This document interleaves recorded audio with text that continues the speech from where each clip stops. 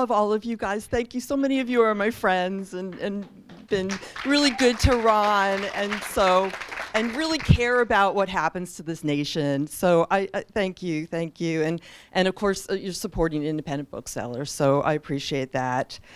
Many of you might not know the story about how Ron and I met. 20 years ago, I went on a business trip to Portland, Oregon to see Powell's bookstore. Some of you might know about Powell's. It was considered the Strand of the West. And so I had to go out there. I made an appointment with the owner, who I knew, Michael Powell's. And while I was in Portland, I went on a date with Ron Wyden. Our first stop, of course, was Powell's bookstore. Needless to say, the whole weekend, it was so magical. So sometimes after this date, Ron called me and invited me to come to Washington, D.C. Needless to say, I was so thrilled that I was going to go to see a U.S. senator in Washington. He wouldn't reveal any of the details about the date in D.C. He said it was going to be a big surprise. But he said he would pick me up at the train station and whisk me off to the best restaurant in all of D.C.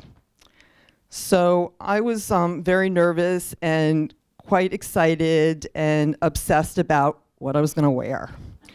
So I settled on a little black dress. I made an appointment in the Upper East Side at a hair salon and an updo and a makeover at one of the most expensive salons. So when I arrived in D.C., Ron was waiting for me at the train station. I was so nervous. I was wearing my black dress, black stilettos, drop earrings, and Ron said that I looked so beautiful. Because I watch so many movies, I know that U.S. senators get driven around in black limousines, Lincoln Continentals. So I was a little surprised when Ron picked me up in his broken down Ford, where the radio didn't even work.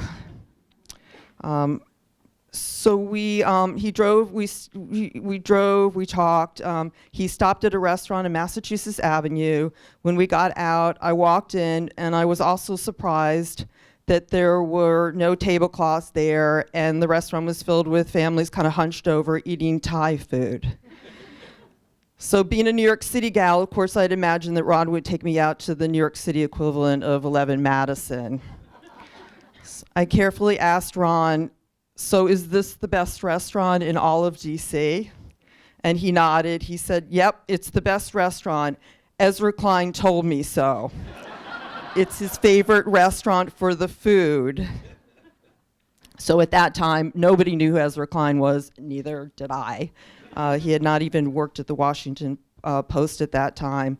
So Ezra and Ron have been really close buddies for over 25 years. And so that's one reason why tonight is so special to have the two of them together.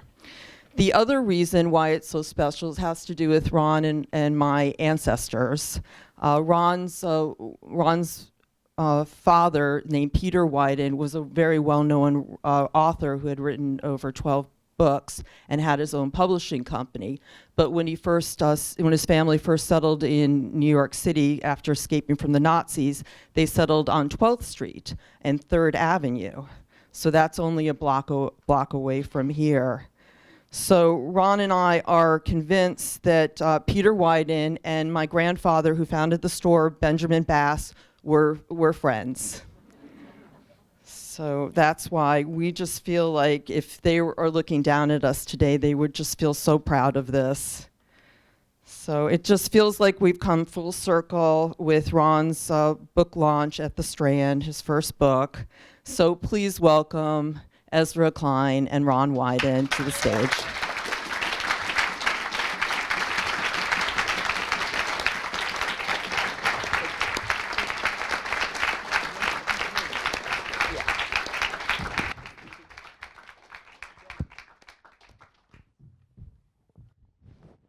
So, are we on here? Can you all hear me? All right. It was Lao food first. Tip Cow, still I think probably, I mean, I've not lived there for a couple of years, but the best food in DC. I just was back there. It was wonderful. Lao food. It was an excellent recommendation that was not, when it was asked of me, framed as an important date. Thank you all so much for coming here tonight. It's a thrill to be here at the Strand, this amazing temple of books with Senator Wyden, who Nancy is compromising my journalistic, both objectivity and reputation. But I've known Ron for a very long time. Doesn't give me a break on the questions, though. Yeah, no breaks. But the reason that I've known him for so long is that many senators don't do anything or like have things to say about things, much less when you get into the details of different questions. And Ron, from the time I began covering healthcare as like a cub reporter at the American Prospect, was always in the guts of all of these issues, trying to find creative solutions, working on things nobody else is paying attention to, and often well ahead of the curve. And so now he's written a book about it. And so I'm thrilled to be able to talk about it. It takes chutzpah. Maybe we should start here, because I continue to have a problem with like the basic frame of this book, because how do you define chutzpah? It is going to go better. Huh? No, I'm teasing. Go. Tell me how you define chutzpah. Chutzpah is inherently good, number one. And number two, you've got to contrast it with what Trump has done with it, because he's warped it. He's misappropriated it. And what I believe is that chutzpah is the indispensable instrument in America for doing good. And if you look back at some of the history of the country, so much good stuff happened because there were people who basically were using their chutzpah. I mean, Abe Lincoln, for example, Martin Luther King, for example, the founding fathers, for an example. And boy, we need chutzpah right now. And I'm always struck by how many times it comes up in all kinds of settings, even when you're not talking about politics. I've got a friend who's going to come in Seattle and talk about women, particularly at the beginning of the year, because they've had a holiday and they want to ask for a promotion and they want to ask for a pay raise. And the studies show that very often they go, God, I don't want to get in trouble with the boss. I'm not going to ask. And I'm saying to them, read this book and then go get your pay raise. Go get your promotion. Use your inner chutzpah. And Ezra, the key to the book is we've got 12 rules. Ron's rules of chutzpah. We can talk about it and you can use it if you're that person who's trying to get the promotion, if you're a legislator. And the 12 rules of chutzpah basically give you a chance to polish up everybody your inner chutzpah. That's what the book's about. And the whole point of it was not to write a book that sounded like a typical Senate book. And a couple of young people got some galleys a few weeks ago and then came up to me and said, you're the guy who wrote this. And I said, yeah. And he goes, doesn't sound like a senator's book. And I said, you made my day. That was the point. So I do, for people who aren't Jewish, I have to put in here the canonical definition of chutzpah, which doesn't end up in the book, which is asking for killing your parents and then asking for mercy from the court because you're an orphan. Bad chutzpah. So I think a way somebody might expect this to go is that chutzpah is walking up, or what you're talking about, boldly fighting for progressive change, is walking up. And I would say there's been a trend in progressivism towards what is honored is a kind of unsparing insistence on what is right. In the ultimate chapter of the book, you, I think, offer a much harder test case, but an important one, which is a long series of negotiations you had with Joe Manchin, which ultimately ended up creating the sort of core of what became the Inflation Reduction Act. And that sort of story struck me as important because it wasn't just about how you can tell other people what you think, but also about the need to listen to what they think. So much of progressive change over the past 4 years ended up coming down to the question of what would Joe Manchin accept? And there would have been a hell of a lot less progressive change if the ultimate decision had been, well, what he wants isn't good enough for us, so we're doing nothing. So tell a bit of that story. What did you learn negotiating with Joe Manchin? If other people in this room end up having to do it, what should they know? You have to use a couple of those rules. For example, you see the point that I learned from my basketball coaches. You may not know the story, but all I wanted to do growing up was to play in the NBA. It was a ridiculous idea because I was too small, and I made up for it by being slow. But I learned that good coaches are leaders, and I used a lot of that in breaking 50 years worth of gridlock on climate change. For 50 years, we didn't have any cap and trade. We didn't have any carbon prices.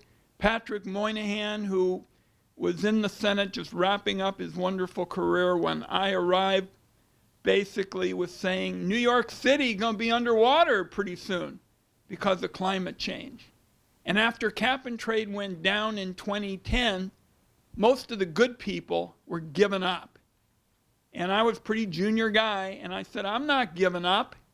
And we looked at the tax code, this convoluted mess that feels like a root canal is being done on you just to look at it. I said, I'm going to try and throw most of it in the garbage can. And after years of negotiating with Joe Manchin, we were able to do that around two standards. One, the more you reduce carbon, the bigger your tax savings. Nobody'd ever done that. And the second one was, we're going to have technological neutrality, because I wanted to get him and everybody else into a new lane, which was based on the idea that nobody knows what the big carbon reducers are going to be 30 years from now. Let's put a new focus on science and innovation. And Joe Manchin invited me to West Virginia, and that was the way we, in effect, made the deal. And 18 Republican House members recently sent a letter to the Trump camp saying, don't mess with this.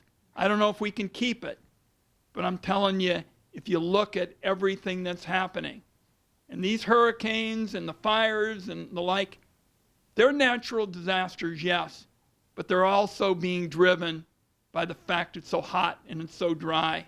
And we cannot turn our back.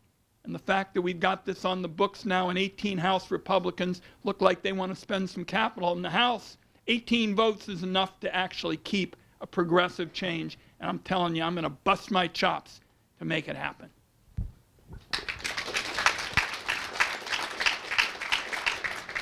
You have a line in that chapter where you say that, paraphrasing, that cynicism is an overused explanation for politicians' behavior. You say it's mainly used by people like me, but journalists. But that you've learned something about negotiating with personalities and people like this over time. What is it? Well, remember, people like me weren't even supposed to have a shot at public office. You know, I was 29 years, old. I worked with senior citizens. Nobody had ever organized a group like that. And I learned then, Ezra, that you've got to decide, what your values are. And I was looking at these senior citizens. People would sell them 20 insurance policies that weren't worth the paper they were written on. And I said, if I can't play in the NBA, which is my first choice, I'm going to do something in public service. And a lot of people took a shot and said, we're going to help this kid who nobody's ever heard of. I wasn't a household word in my own household. Barely am now.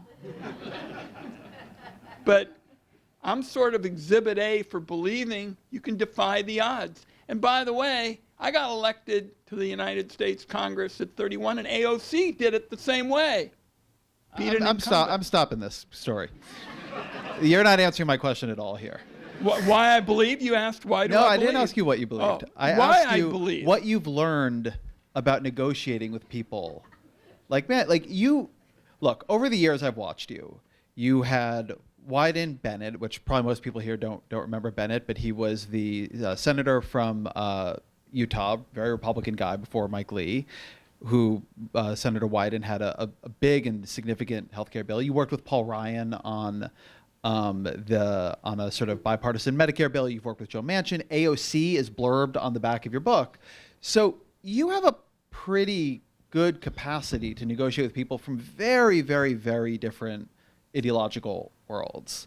And I don't want to hear the political speech. I want to know what you've learned about negotiating with people who don't agree with you. Number one rule of negotiating, the mistake that people make is they say, I'm going to write something up that I believe other people will be interested in. That's a prescription for trouble in negotiating. If you say, on the other hand, I want to meet them on their turf, what they're interested in, which is why Joe Manchin liked that idea of technological neutrality, because his companies and individuals would get a chance to participate, and we had a chance to do something for the future. And Ezra, the reason I knew we were going to get a bill was in the summer, the New York Times printed a little note from Manchin to Chuck Schumer, and Manchin said, what I want most is technological neutrality. We met him on his turf, not something that a bunch of liberals thought up, but we said, we think that this is where he's at, and we met him where he was. I feel like I've watched you do this on a lot of bills where one, I think, classic Wyden move is to listen to what somebody you don't agree with is saying and then back out how you can take that principle, a market in health insurance, technological neutrality, to serve your underlying goals. It's a sort of like it's like take the thing that they have fastened on and then figure out where your project can use that mechanism for your ends. Well, you're a glutton for punishment for having watched me do all this all these years. But I think you're saying generally how I've tried to describe it. Most people write something or develop something they think everybody else is going to like, and they're supposed to like it. The better way to go is to meet them on the definition of what they think is the right way to go. This is outside the scope of the book a bit, but is part of the reason Democrats lost in 2024 that they lost the knack for doing that? Were they not listening to what? Would you say the Democrats were doing a lot of telling other people what they should like rather than listening to what people were telling them they actually wanted? Oh, a Democrat has done that from time to time, yeah. I like to think that I have set up a model, which we talk about here.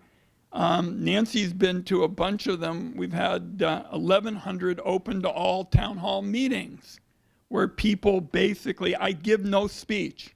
For 90 minutes, people just describe what's important to them and listen to them. But yes, I think there's no question that in big chunks of the country, people felt that they weren't really being listened to. They were being lectured, particularly on social issues.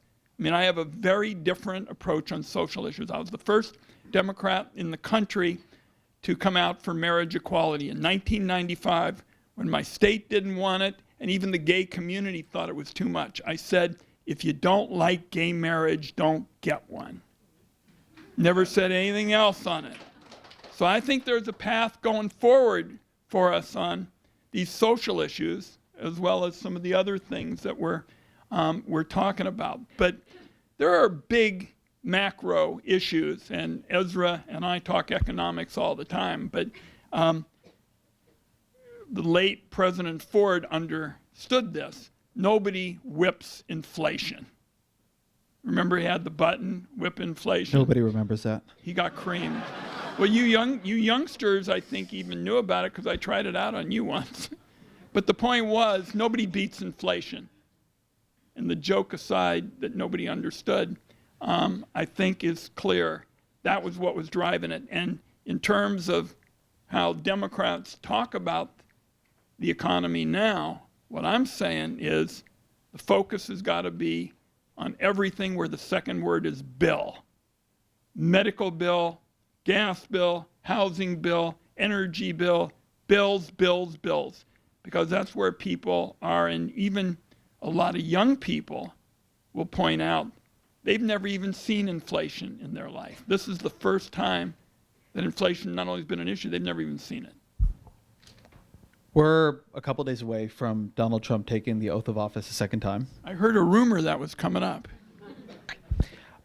You're about to be in the minority in the Senate. How are you thinking about the mix of, well, let me ask, actually ask this not in one question, but in a few. What opportunities do you see in this session? Well, we've got the secretary nominee for Treasury Department, coming in to talk about taxes. And I'm really going to zero in on something that I think would be transformational in the tax area, because the government basically already has all your information. And people of modest means could use something called direct file and basically get out of paying $300, $400, $500 over to tax prep firms. And I've been bringing this up to people in the Trump administration. People are going to be key. And I said, do you really want to take away a basic free service for people? And that's coming up right away, and I hope to win.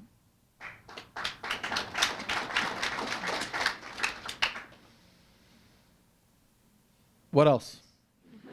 Well, I'll give you... That's preserving something for people who are not familiar with this fight. Like, that's preserving something you've got into the code now. Well, but this is a really big deal. We had it for... I'm not saying it's small. I'm asking, is there anything... Look, this is an ideologically weird administration, possibly stretching from RFK Jr. on one side to, like, Kash Patel and his stormtroopers on the other.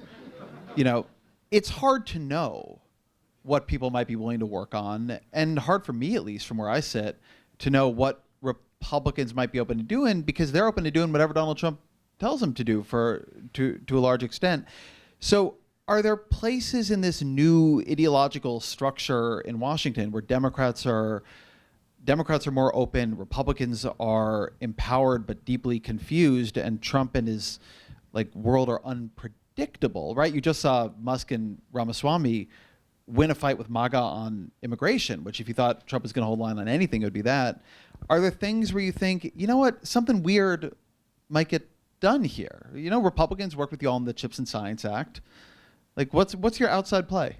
I think the next one that's on my agenda is going after middlemen who are driving up so much of the healthcare dollar. We are spending $4.5 trillion a year. There are 340 million, of us.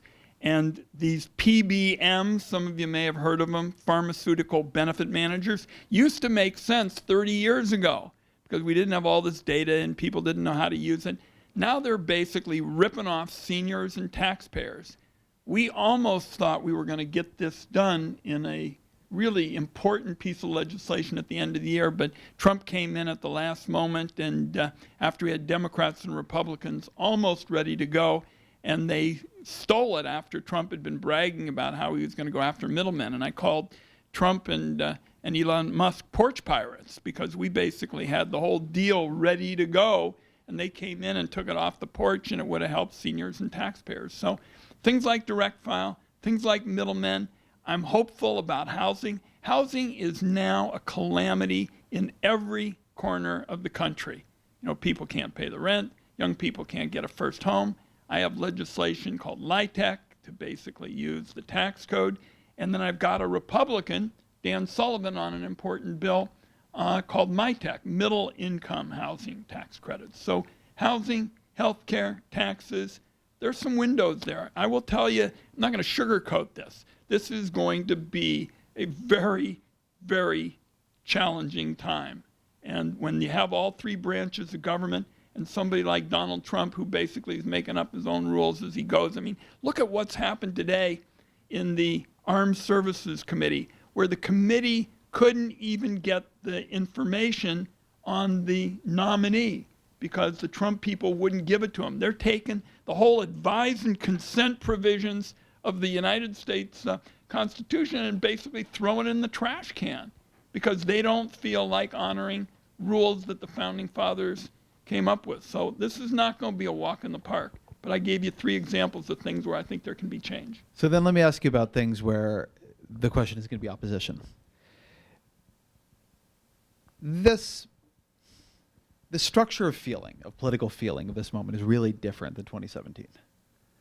When Trump won the election in 2017, losing the popular vote, shocking people, the resistance that emerged was instant and it was overwhelming, right? The Women's March on Washington was bigger by far than Trump's inauguration.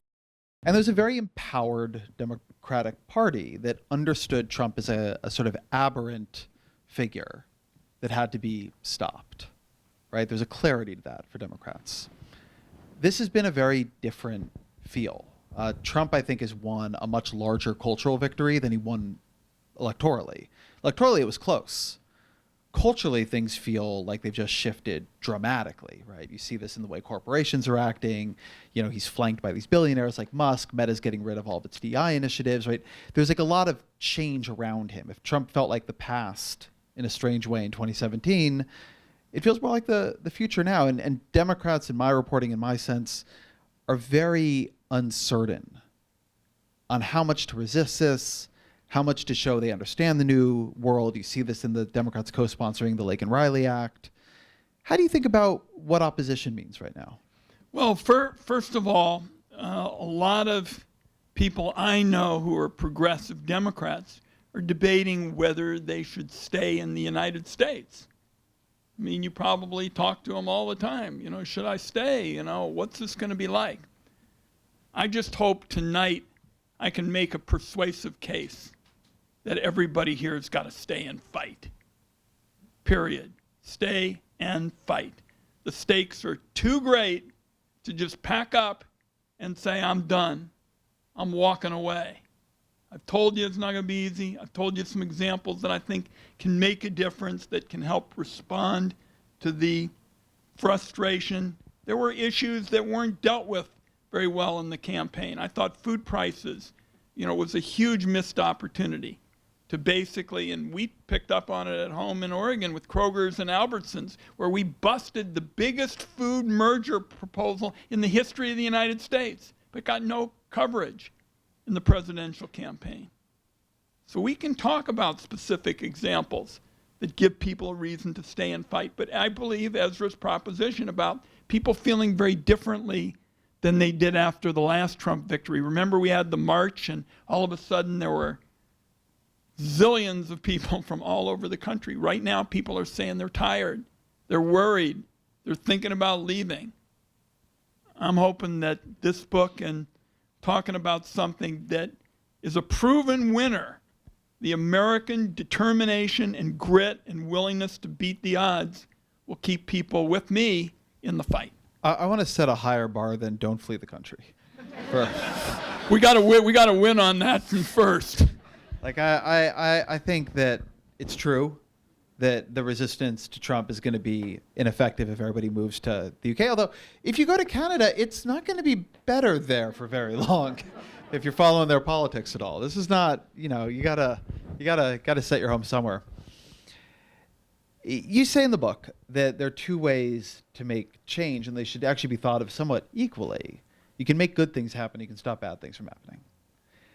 And I guess what I'm asking is, at a time when there is more exhaustion, assuming that a number of Democrats remain in the country in the next couple of months, what does opposition look like? When you are having your caucus lunch and you're hearing people debate this question, I mean, they're like, we can look at there being different schools of thought here, right? You see Fetterman going to Mar-a-Lago. You see Ruben Gallego co-sponsoring the Lake and Riley bill. I'm not saying they're wrong, right? I'm asking you, aside from not leaving, what does chutzpah mean for you in this next year? What I'm doing, and what my colleagues ask of me as the point person on taxes, is try to help with some messages that they can use at home. For example, I often say that the Trump economic program is essentially a distillation of the idea that we will give tax breaks to billionaires by taking the money from Medicaid and hunger programs.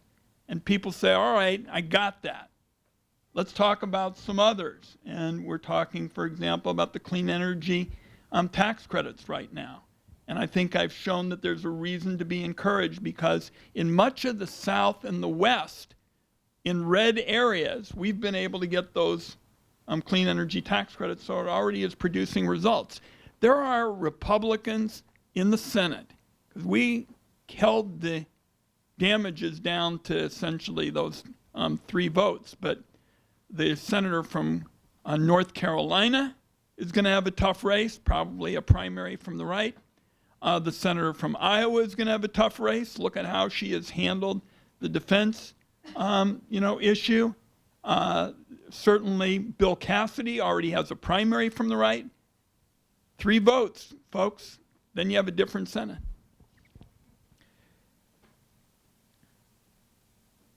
One thing I've been asking some of your colleagues recently has been, it feels hard now to remember this moment when it seemed possible that the polls are wrong in the Democrats' favor and Democrats could have the House, the Senate, and the White House, but that was possible. And I began, and then particularly since the election, I've been asking a number of Democratic senators what they thought the first big bill would have been if Democrats had had a trifecta. Where would Democrats have gone first? And what surprised me is that every single one I have asked said they don't know. Voting rights. Gave it to you right away. John Lewis. Voting rights. That's what it should have been, or that's what it would have been? No, that's what it would have been, and that's what I believe a core group of us would have made it. Certainly choice would be up there as well, but voting rights would have been first. But that's 2 things you couldn't pass because it's a filibuster. Well, I'm not for the status quo on the filibuster, Ezra, and I talk about Jeff Merkley's work in the book, my colleague, from Oregon. I think today's filibuster is a sham. Somebody says they're going to filibuster. They don't go like Mr. Smith and stand out on the floor of the Senate until they collapse. They basically say they're going to filibuster, and then they go off and play golf with a bunch of lobbyists. So I think if you're going to filibuster, and by the way, I protected end-of-life care in this country on 2 occasions by not even filibustering, but by threatening to filibuster, because they said this guy from Oregon is on the level. He's going to go out there and he's going to talk a while, and he's going to talk about stuff that's going to put us on the spot. So, I think your point is well taken. You have to have the votes for Senate reform as well.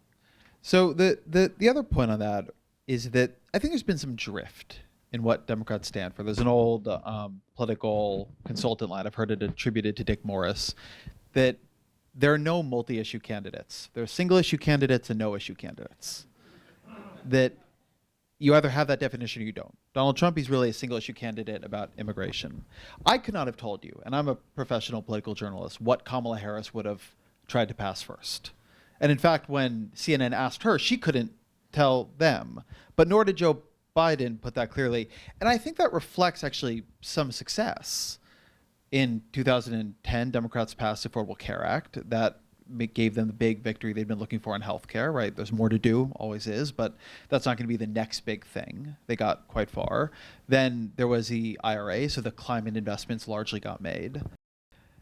Voting rights would be huge. But in terms of things that affect people's bills, that affect their bottom line, what do you wish when Americans thought of Democrats? They thought, well, this is what they'll do. Like, this is the big thing they will do that will help me. What should the Democratic Party be about? What should the one issue be? Well, I wish that the issue of the bills was expanded in something that really came to be almost like a bill of priorities, something that everybody could understand that working families could know was going to be part of their future. Right now they're saying my kid is coming back to live at our place because they're having problems getting a job they can support and they can't even pay the rent.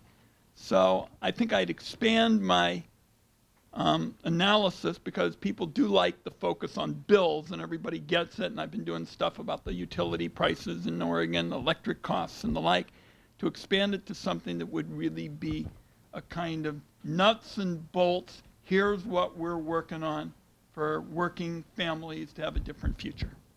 And I named a bunch of the examples, whether it was, healthcare costs or question of energy bills. I'm going to ask you 2 more questions, and then you all should start getting ready because questions are going to turn to you, and I'm going to relax. Softball questions particularly welcome today. One of the things I think you see through your career, it's laced through a lot of the stories of the book, is there's a power in showing up and doing the work, knowing what's actually in the tax code, knowing how the healthcare system actually works. I've seen it in you. I see it in some other members of the Senate and members of the House. But I'd be curious to hear you talk a bit about the grand power of wonkery. Like, what does actually doing the study and reading the appendix tables and figuring out the things that other people don't want to look at, what kind of political power does that give you? What kind of change does that allow you to make? I think it gives you exceptional political power, because if you're doing that preparation work and the people you're up against, particularly on the far right, aren't and don't understand the programs, you can win because you're the only person who can even halfway explain it in English. For example, one of the stories that I talk about in the book is when I got the $600 during COVID for 4 months for the unemployed people. And there it was a question of, if they didn't have that money, they were going to go to work and they'd get sicker as a result of it. And I walked into a meeting with then Labor Secretary Scalia. He was the judge's, son, and Steve Mnuchin, he was the Secretary of Treasury. They didn't really understand unemployment. Literally, they didn't understand the way it worked. They said, for example, we've never sent checks. Well, I had a terrific staffer, Rachel Kaus, who said, let's just look at our phones and we'll be able to see the times where checks were sent out. And so we said, here's the evidence. Here's how we can do it within the budget. Steve Mnuchin, who didn't want to, be that far right, basically sullenly went along, and Scalia complained, and all of a sudden, billions of dollars went out to people, and for example, firsts were achieved. I got gig worker coverage in there, which we had never done, and I don't think the Republicans even knew what a gig worker was. When you look around at the Senate, I mean, you've been there for a bit. I had not realized, but you say in the book you're the 2nd most senior Democrat now, right, in the Senate? My older child said, Dad, I've been studying the Senate. You're in the only profession on earth where somebody your age is still kind of young. So yeah, I'm the second in seniority in the on the Democratic side. Senate is where things slow down, things get deliberated. If things are going to be stopped, often where they get stopped. Do you think it still works? And if you don't, what do you wish would happen in it, right? Given your experience there, how would you like to see the Senate play its role or change its role? Well, that's what I'm writing about, in the book. I obviously would like concrete changes like filibuster reform. I mean, you described these things that could have been done, and voters' rights and those kinds of, priorities, really kind of exhibits of America's values. What could be more sacred than voting? But I think what you have to do in these really difficult days is you've got to show people you can win some big fights. Holding down healthcare costs with the middlemen, giving working people the chance to get out from under $500-600 paying their taxes, because we think it's a basic service, and you shouldn't have to just shovel out money to a big lobby of tax prep kind of operators. So show people specific results, focus on the priority list that I described in terms of working families, and get the reforms. All right, we're going to turn it open to all of you. I believe that microphones, Walker is going to come around with a microphone. As we get ready for questions, I also want to give a couple of special thanks to the Hachette people. They're in the House, the Fortier people who are doing our communications. Please give them a big round of applause. And big thanks. Jeff Michaels is here, my chief, who's been with me for a quarter century, mentioned in the book, nobody in American politics better gets, and Ezra rivals him, better gets the intersection of policy and politics than Jeff Michaels. So big thanks, Jeff.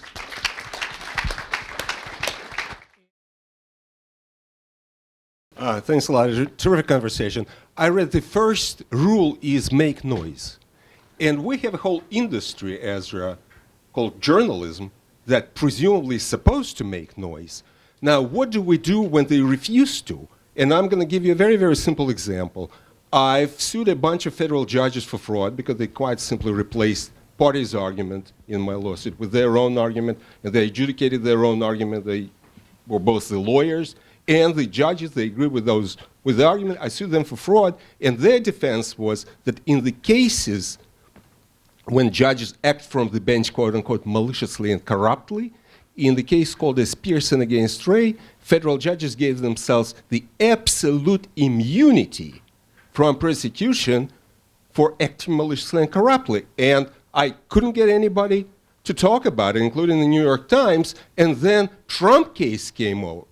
And I thought, oh, we have a co-equal branch that now also claims that immunity. And we'll see what the press coverage will be. And there was volcanic comment and volcanic reporting. And I'm really, really curious, what is it about journalists that, say for ProPublica's completely toothless and laughable, quote-unquote, reporting, that the judges, this is one branch of government that is sacred and not touched. Thank you. I'm not sure I'm the best qualified to answer this. It seems like a more specific legal question than what I cover. But I will say that one thing I've noted here that I respect about Ron is his immersion in the details. And we used to have a hell of a lot more beat reporting on the legal system. We used to have a hell of a lot more beat reporting on agencies and institutions. And I think you have two problems as that begins to erode. One is just a lack of familiarity with it. The less of a pipeline you have for people to gain expertise, the less they know about the kinds of issues that I think you're talking about. And the second is that everything is becoming about like the big national coalitions. And it used to be that you sort of like went through journalism by paging through a paper, and maybe you came to the paper for the big thing on the front page, but you ended up seeing things that were interesting on A7. And the fact that nobody knew who was reading what gave the thing on A7 power. As it's become much more clear that people are only reading the big story, all those secondary stories have become less capable. And so there's more impunity in places that used to sort of fear press coverage. But I want to make sure that most of these questions are for Ron, because people have lots of opportunities in the world to hear from me. On a related kind of topic, I've outlined, you can see it on my website, a major overhaul of Supreme Court rules and starting with ethics. I mean, if you look at what some of these judges have done in terms of relationships and friendships and taking staggering sums of money without any consequences, and John Roberts just looks the other way. And I don't think it's right. And apropos of kind of the country's moods, in most of my time in public service, the court has had enormous reverence. I mean, their popularity would be 70, 80%. I mean, hugely popular because it was one of the key branches of government, and we'd had the founding fathers talk about its importance. Now, the support for the Supreme Court has dropped precipitously, like 20, 30 points, because people are saying there's no ethical compass there. And I recognize that this is going to be hard to do today, but I think it's coming, and we're going to have a grassroots kind of educational effort to talk at a minimum about some ethics rules. I mean, John Roberts the other day had the chutzpah, not good chutzpah that was being misappropriated, to basically blame everybody except the rules of the court for why the court's not held in esteem. And I'm doing some writing on that, and hopefully you'll see that coming up too. Yes, on the question of linking the moment to chutzpah, Senator, It seems like you're losing big time the chutzpah war. The Republicans take Greenland. The Republicans ignore Senate rules. The Republicans have all the chutzpah, and you all generally are sitting by watching, playing by old rules. How are you going to link chutzpah to the moment? Well, first of all, I respectfully would disagree with Republicans showing chutzpah to talk about Greenland, because at my 1100... I have to say that's a sentence I never thought I would hear. Specific moment in time. At my 1,101 town hall meetings, no one has ever suggested that Greenland is a priority issue for them.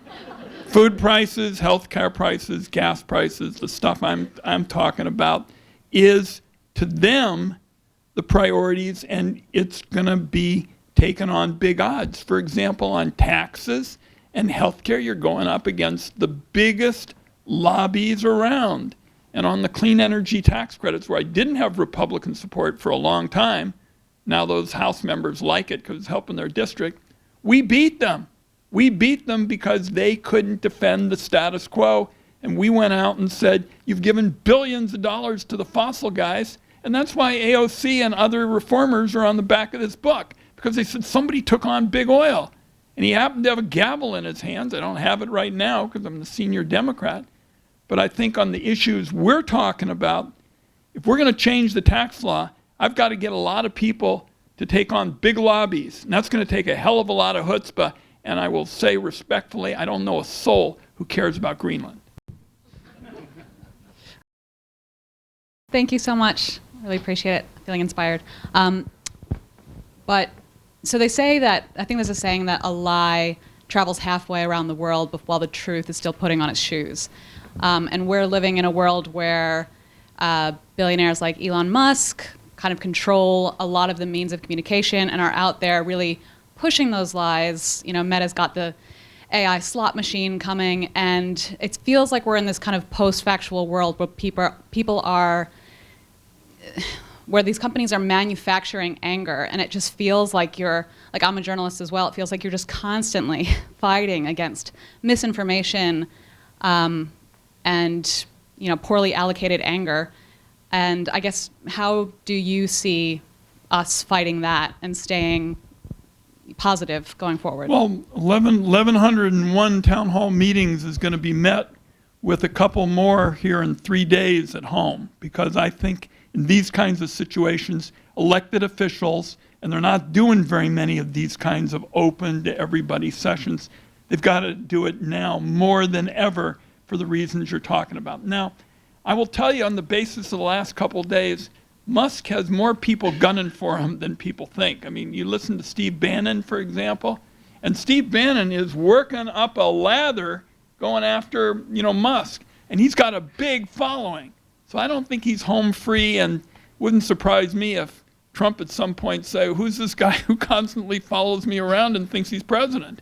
And, the answer to your question is in one of the rules. Show up to play and do it every day, which is essentially my kind of thesis from those days when I wanted to play in the NBA and it didn't work out.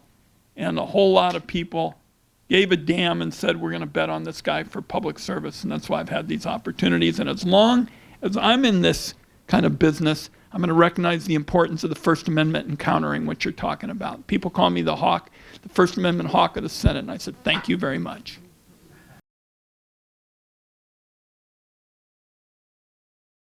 If you succeed in getting some of the things done under a Trump administration that you just mentioned, how do you think you'll be able to take any credit for it in this sort of media environment? And how do you make sure that that helps Democrats and not Donald Trump, if he's the one signing the bill? It's a very good argument, because basically Donald Trump for the next 4 years will take credit for anything and everything imaginable, even if his involvement was negligent, or maybe he wasn't involved at all, which is why it's so important that we be mobilized. I mean, I talked to you about this question of going after the middlemen in healthcare. I mean, these are the guys who are doing the prior authorization stuff, the stuff that infuriates people. We had this big debate already about what happened with the United executive, and people are angry. but I think if we sustain the focus, and Trump really doesn't do much except take the credit. I gave you my political analysis. I mean, Hakeem Jeffries is pretty damn close to being Speaker of the House, number one. That would be a very good thing. Number two, I gave you the 3 races in the United States Senate that people are already talking about. You can read it in journals. So let's concentrate on what Ezra is talking about in terms of good policy is the best path to good politics. And when you do it, you ought to bust your chops. I think that Biden, basically, after he accomplished a lot of stuff, didn't do all the things that should have been done in terms of communication. They didn't even talk about food prices right. You know, at one point they said they were going to stop price gouging. Well, you say you're going to stop price gouging today, and the press, where's my friend with the paper? The press kills you because the Democrats are for price controls. That's what they say. So finally they came around to me and I said, let me tell you what I'm going to say, and I don't know if you'll like it. The first thing I'm going to say is Democrats believe in markets. Everybody got that? Democrats believe in markets. Sometimes there's problems with markets. You know, we have supply chain things and all the rest. So we're going to have guardrails. We're going to have guardrails to protect the consumer from ripoffs. And by the way, 30 states already have this. So we have something to talk about. When everybody heard me say it, they all looked at me like I discovered toilet paper. And I thought that was great, but it was already pretty damn late. So we're going to have to put together these approaches earlier, and then we're going to have to push them hard and talk to people about why they're important so that Trump doesn't take credit for them. Who's going to lead that? Well, I'm certainly going to do everything I can. I have a pretty strong bully pulpit on the finance committee. We have jurisdiction over taxes and healthcare and trade and poor people and the like. So I'm not just going to be exercising my larynx. I'm going to be trying to get the word out. Hello. Nancy's former neighbor. Yes. Where's Nancy? She's here. Nancy, you got a former neighbor Yeah, in the house. we Hey, said and hello. by the way, Maya Wiley is over there. Let's have a round of applause for her. You talk about education. Maya came to a group of senators the other day and was point after point telling us about some of the things we ought to be doing. We're glad you're here. And voting rights was going to be number one. You got it. So, first of all, thank you for your chutzpah on the getting the IRA to where it is. Thank you for your chutzpah on winning the unemployment compensation during COVID. My question, so nobody I know is talking about leading the country, but everybody I know is terrified at the assault that is about to hit us when this new administration takes over. And it's already beginning in the House of Representatives.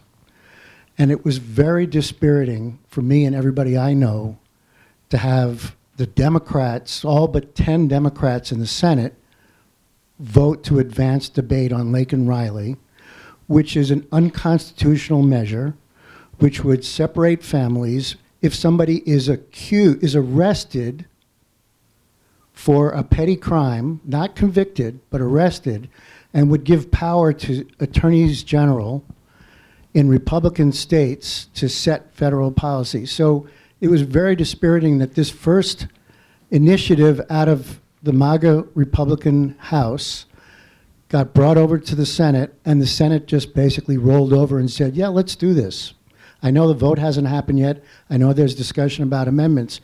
But those of us who are watching closely are really concerned that if this is the response to an unconstitutional measure, how can we expect the Democratic caucus to defend on a whole range of other issues that we know are going to be coming very quickly?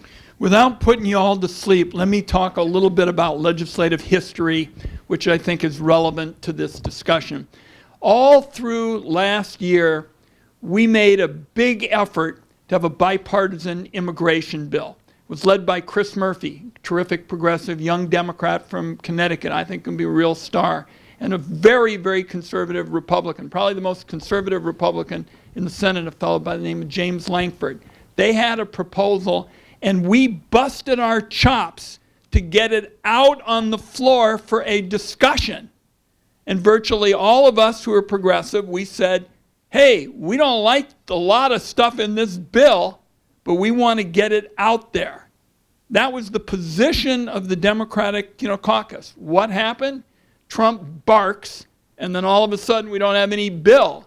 But all of us, all through the campaign season, said if we had our way, we would have had that on the floor. The First Amendment that I would have supported would be for the DACA kids, the kids who've done nothing wrong. They ought to have a chance to be part of the American dream, and so forth. So what the judgment was here is we said bring it out on the floor and talk about it, because we did it for a full year. And I did, when the press asked me, much like you did, I made my position clear. I said, if there is a vote, a final vote, on a number of the provisions in this bill right now, I want everybody to know I'm announcing my opposition to that bill. So there's no confusion. Where's our press person? She can hold me accountable, because I've announced publicly that if there are these lousy things that violate people's rights in the final bill, I'm going to oppose it. But I felt it was important, since we made such a big deal about it, and we're trying to stand for taking the initiative, that when we challenge Trump and he barks and we say that was a mistake and everybody ran on it, that we had to go forward and at least start the discussions. This isn't a bipartisan bill that you were trying to advance last year. I'm not talking about just your vote. I'm talking about 37 Democrats who voted to advance Lake and Riley to debate. I'm worried about, are the Democrats going to be there to put up the good fight against the terrible stuff that's coming our way? I believe that new freshmen like Ruben Gallego are going to be there when it counts, yes. He's from Arizona, as you know. I appreciate what the Democrats are doing and what people are saying about they need to have more chutzpah. But I'm wondering, as a senator, your experience, how can these Republicans support what is going on? How do they, I mean, Cheney finally came up, somebody came up. How can all these other Republicans stand by this man who just lies through his teeth? Is there any integrity left in the entire Republican Senate? You're there, you've crossed the aisle, you know them. Give me hope. Well, my hope is built around what we're talking about aspect of tonight. I don't think political change starts very often in Washington, D.C. and then trickles down. I think it's almost always bottoms up. And as Ezra said correctly, after Trump won the first time, we were all in the streets and we were pounding away. Now people are, really down in the dumps, and they're discouraged and they're tired, and they can't figure out who the 77 million people are who voted for Donald Trump. I ask myself that all the time. Who are these people? And what I'm trying to do, and Jeff and I talk about this all the time, and it's a rule. I'm going to do everything I can to stop bad stuff and do everything that I possibly can to come up with good ideas and find an opportunity, a kind of window, in order to get them done. But this is tonight a plea from at least 1% of the United States Senate to say we've all got this inherent kind of trait in our DNA. It's called chutzpah. And as a general proposition, it's been used again and again and again in the United States for doing good. And I'm signing these books, and Nancy says I got to go sign some more. But what I'm saying is use your chutzpah. I had a hilarious experience. I talked about this woman who, was trying to get a promotion, and she was being, quiet. I talked about it, and when I said it, somebody stood up in the back of the room and said, all of us women are going to go to the boss tomorrow and use your example of chutzpah. And I think the point is they were kidding, but not really, because that's what we've got to do. And that's what I'm trying to do with this book. And if we have time can we have one of these young people ask a question, Ezra, like that young woman right there? Yeah, Thanks so much. So you mentioned some Republican support for clean energy tax credits, but I wonder if you know of or are thinking of any windows on how to otherwise, support the climate progress that's been made under the past administration, and like thinking both defensively, but also if there's any sort of trying a way to go on the offensive with that. Well, defensively, I've already organized, led by my office, an effort with all the major environmental groups and companies that are affiliated with it, a process for buttonholing all of the members of Congress. Everybody other than the people we know are absolutely going to be with us, and trying to make this a priority in their districts, where the employers and the citizens understand that this is something that brings jobs and money and opportunities to their areas. So we're already, organizing that. I will tell you that I think probably the next step in terms of the Congress and climate is a bill that has an equal number of Republican members and Democratic members, as Ezra was interested in. It's called border adjustment, in terms of trying to allocate incentives for pricing carbon. And we've got a good group. I've been involved as the chairman of the committee and still involved. I think that's the next step, and there is a fair amount of interest among Republican senators now, but I think they're also concerned about getting primaried, because if Donald Trump doesn't end up supporting it, then they're worried about a primary, and one of the senators who's been involved is already facing a primary. So the politics of today are being framed by Donald Trump, because everybody wrote him off after he lost, and then he, by political calculus, achieved the possible by winning again. And that's why our job is so important, because we're talking about reclaiming basic American values. I mean, people talk to me all the time. They say, Ron, do you think we're going to have another election? How many times have you heard that? So many, well, I'll tell you my answer. So many people have given their lives and everything to values like protecting our country and having elections and voting, that I continue to believe that we'll do it again. But do I think we're going to have to work for it? Hell yes. It's not going to be given to us. And Donald Trump thinks that, all of us are just going to, someone asked about Musk and the like, all of us are just going to, continually keep deferring and deferring. I looked at what, Facebook did, Mark Zuckerberg did, and I couldn't believe what he was doing. He was taking back fact checkers. Fact checkers. My wife says, don't get my husband talking about technology. We'll all be asleep, and Ezra has covered some of this. But do I think that we'll do it? We have to, because it's just that important. I have a lengthy closing address, okay? And if a chairman is going to give you a closing address, or a senior member, try to get out of the room. They're really deadly. My closing address, beyond saying thank you to my wonderful spouse who's over in that corner, who for 2 decades has put up with me, my closing address is simply thank you, thank you, thank you.